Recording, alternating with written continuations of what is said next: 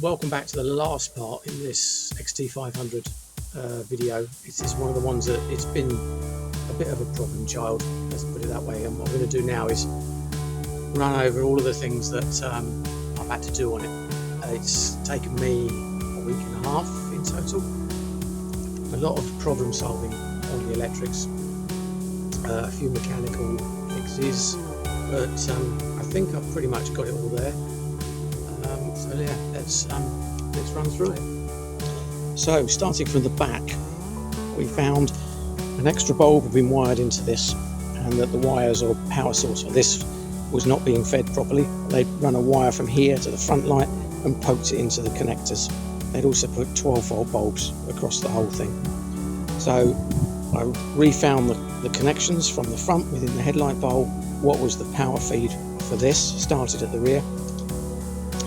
And then behind this cover there is a single regulator rectifier. These usually have a separate one for the headlights, but this has all been wired so that the headlight works when the battery is on or when the bike's running still, because that means that the generator is then feeding effectively through the regulator rectifier into the charging system and the lighting system. So that's all sorted. Kickstand had a few issues, so welded up the stop there, new spring on that, and then moving on to the front end. Clocks were the wrong way round, wire routing was all wrong, and then within the headlight bowl there was a load of other issues because of the new loom that had been fitted to this. Currently I don't have a lock for this side. I've ordered one. At the moment I've just got, you can see there, a nut and bolt holding that in, but I've put a new half-turn fixing on this side. Behind here is the exhaust joint. Now what he'd used before on that was a tin can with a bit of twisted wire and a Jubilee clip. It didn't match up. Yeah, there would have been leaks. So what I've done is welded up one of the slots in it because it was too long, the rest were short enough. Put that back on with a proper clamp and some exhaust paste around that. Oil filters, new oil filter. Cleaned out the one that sits in the bottom of the frame here, there's a mesh filter. Cleaned out the one that's in the sump as well. Carb. Stripped the carb down, completely cleaned it.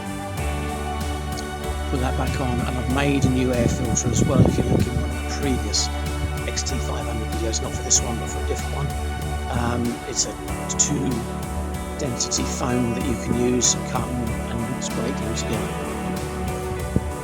That's pretty much it as well. Our saddle wasn't fixed on apart from being by this, so I've made a couple of new brackets under there which now bolt into the frame, so this is now solid. Still got the strap on it, but at least now it's not holding the seat on. And that's kind of it. So what we'll do, we'll just do a quick start up and we'll see what it runs like now.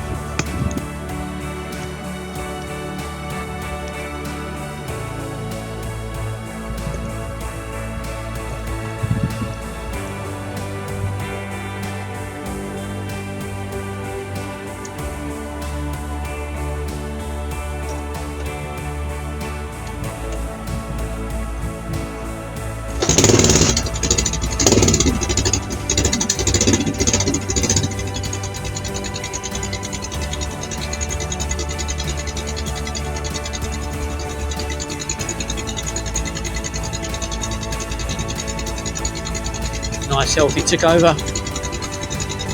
Sounds quite sweet.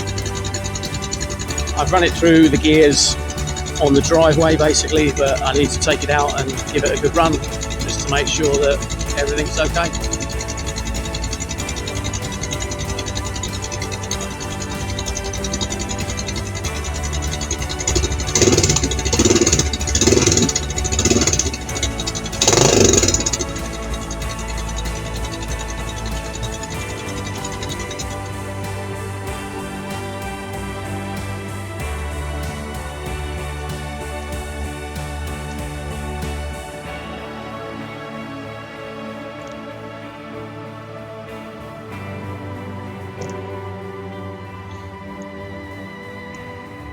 and this is now going to be up for sale in the UK.